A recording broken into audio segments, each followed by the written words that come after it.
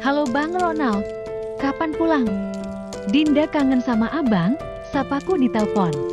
Iya sayang, abang udah mempercepat penyelesaian proyeknya, dan besok pagi abang udah bisa pulang.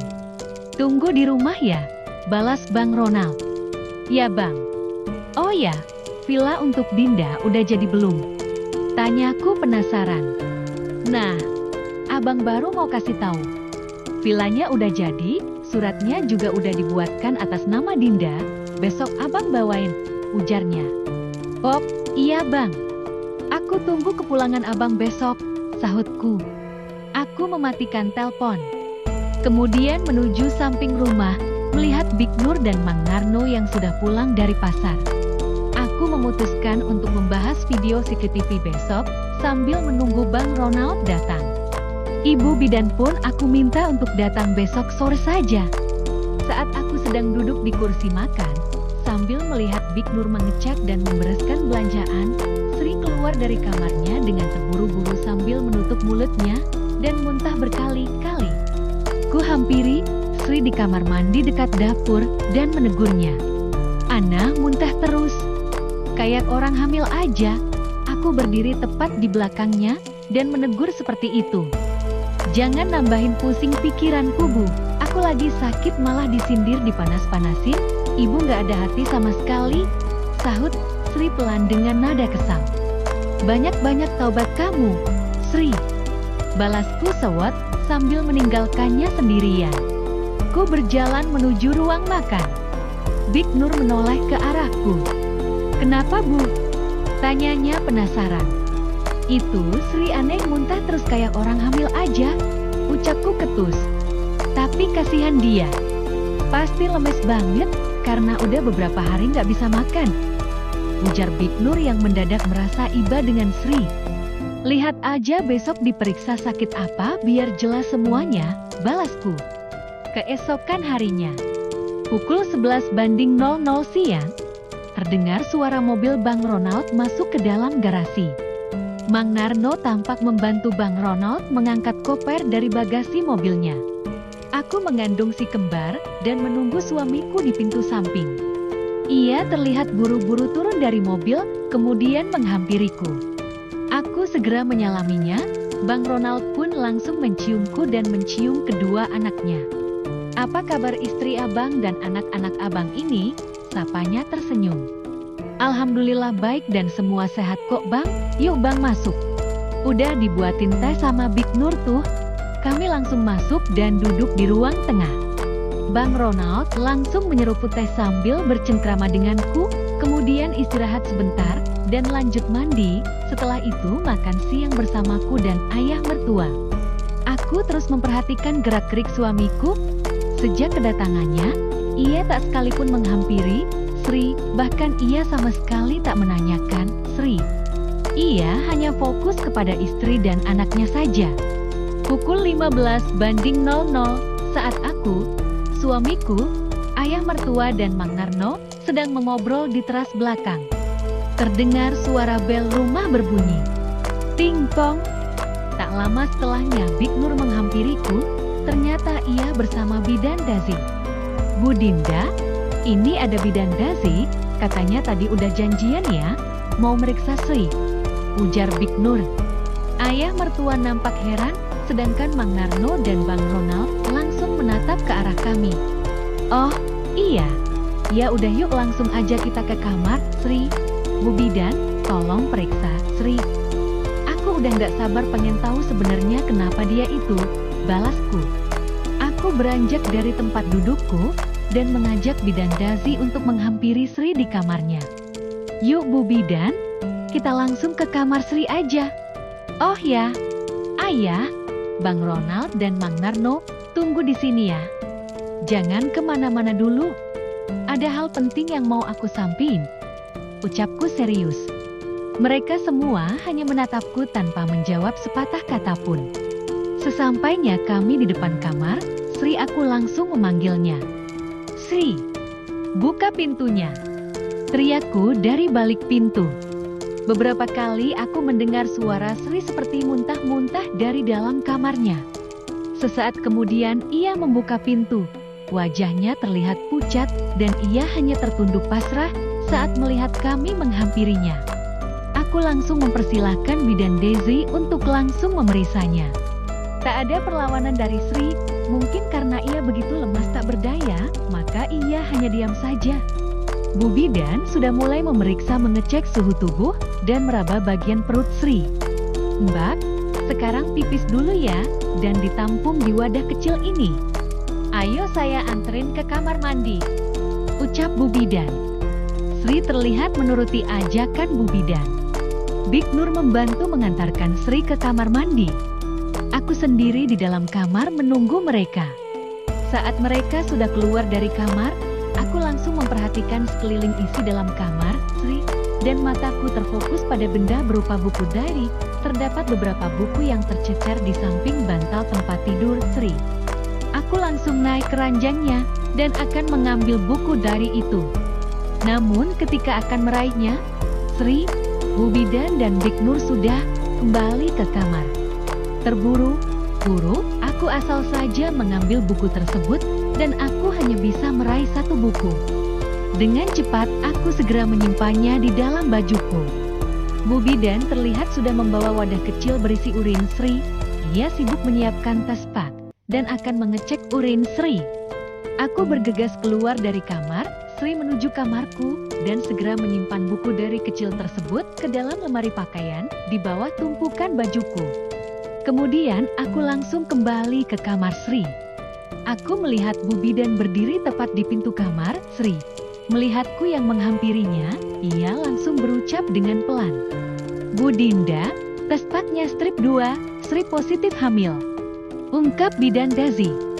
Jantungku seketika berdegup hebat. Meski aku sudah yakin sebelumnya. Namun mendengar pernyataan Bidan Daisy, tetap saja membuatku kaget, panik, dan emosional. Tak terasa keringat di keningku bercucuran, aku merasa marah kesal jijik terhadap Sri. Rasanya ingin segera mengusirnya, dan aku tak sabar mengumumkan hasil tes pak ini semua laki-laki yang ada di rumah ini. Sri hamil berapa minggu, Bu Bidan? Tanyaku di luar kamar Sri. Kalau saya hitung dari Pat Sri, usia kandungannya sudah 5 minggu, tapi sebaiknya di USG saja supaya tahu perkembangan janinnya dan usia pastinya. Ujar Bidan Daisy. Bu Bidan, kasih Sri vitamin buat janinnya. Tes paknya biar aku bawa. Aku mengambil tas pak dari Bidan Daisy.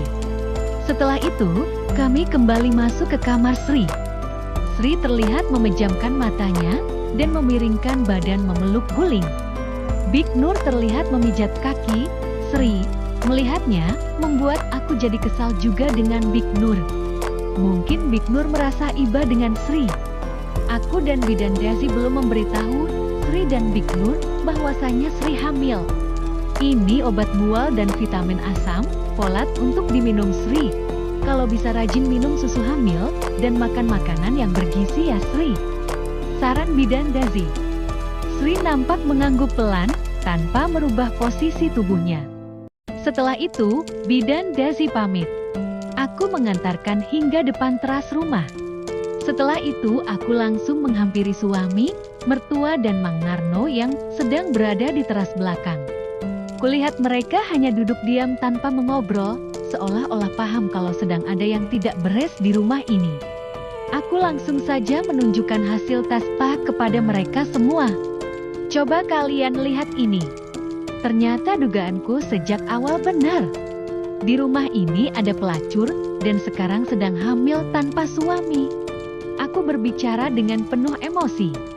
Wajah mereka bertiga seketika memerah dan tak bisa menjawab ucapanku. Coba dipikir ya, pembantu kita yang namanya Sri. Hidup di sini, tinggal di sini udah 2 bulan, sekarang tiba-tiba hamil 5 minggu. Siapa yang hamilin Sri? Di rumah ini hanya ada 3 orang laki-laki. Semoga yang udah ngehamilin Sri, yang udah berbuat segera ngakuin. Sebelum aku minta bantuan polisi buat menyelidiki. Teriakku lantang. Walaupun aku sudah memiliki bukti kuat, namun aku ingin mengetes mereka semua.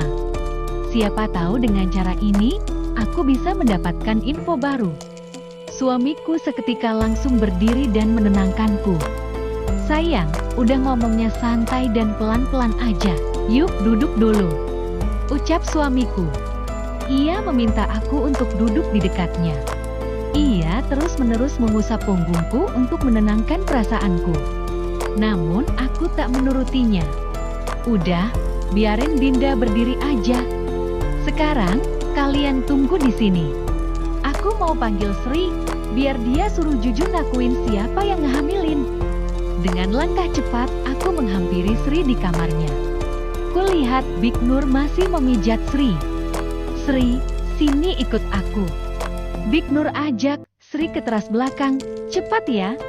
Tanpa basa-basi, aku meminta semua berkumpul di teras belakang. Big Nur langsung menemani Sri ke teras belakang. Sekarang semua sudah berkumpul. Aku kembali membahasnya. Sri, lihat ini tes tag garis 2. Kamu positif hamil sebulan lebih. Gila kelakuan kamu ya. Sekarang aku tanya.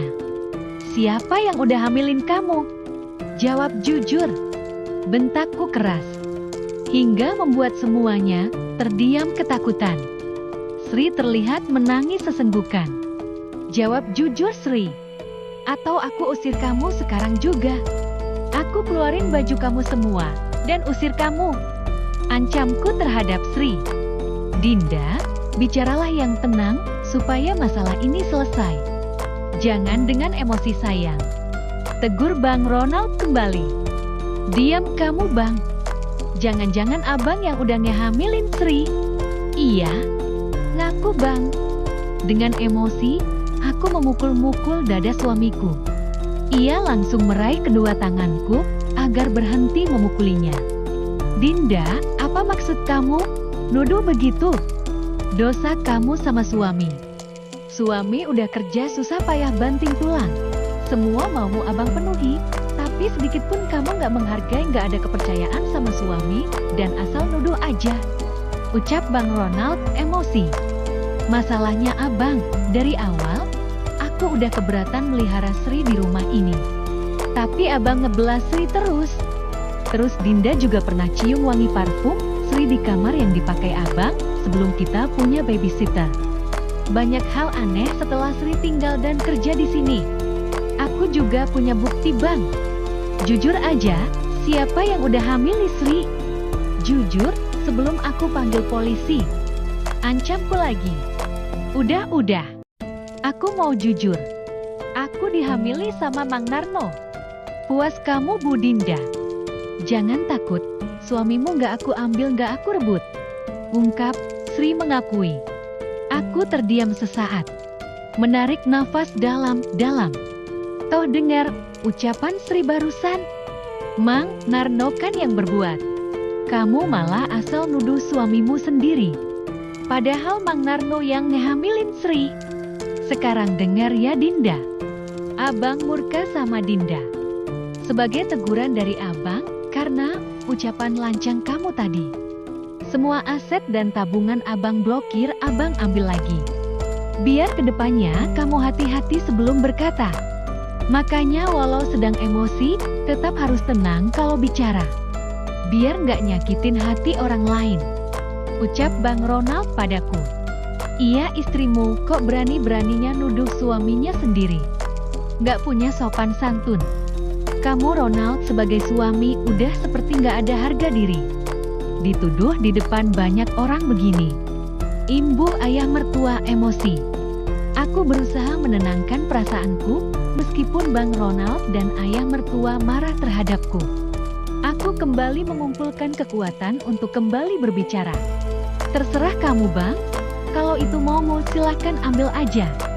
Ucapku pada suamiku, tanpa penyesalan sedikit pun. Wajar ayah, kalau aku nuduh.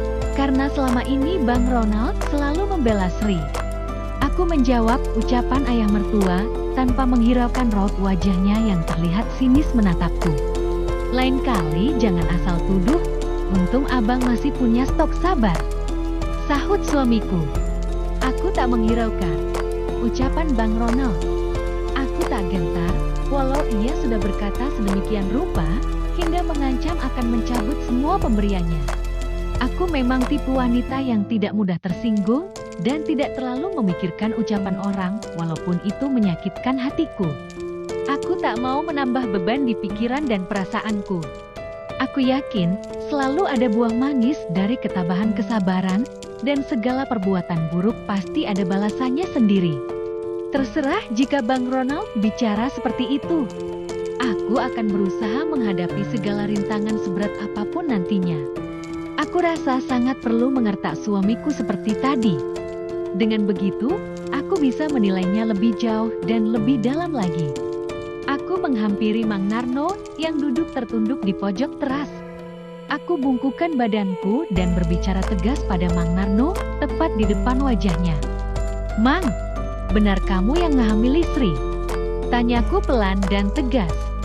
Mang Narno menatap wajahku sekilas, kemudian menunduk kembali dan menjawab pertanyaanku dengan sangat gugup. "Ayah Bu, aku yang udah ngehamilin Sri." Jawabnya pelan. Berarti Mang Narno harus bertanggung jawab.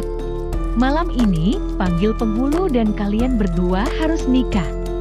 Sanggup kan Mang? Tanyaku lagi. "Ayah Bu, aku sanggup." "Ya udah, malam ini juga kami dinikahkan, Bu." Mang Narno menurut dengan ucapanku.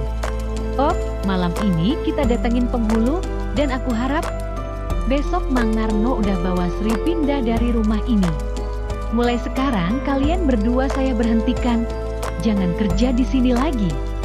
Sri, biar tinggal di rumah Mang Narno. Hari ini kemasin barang-barang kamu semua. Setelah kalian sah nikah, besok pagi keluar dari rumah ini." Pungkasku pada Mang Narno dan Sri. "Bu, tapi gimana aku nafkahin Sri kalau kami berdua sama-sama dipecat? Apalagi Sri lagi hamil, butuh asupan yang baik.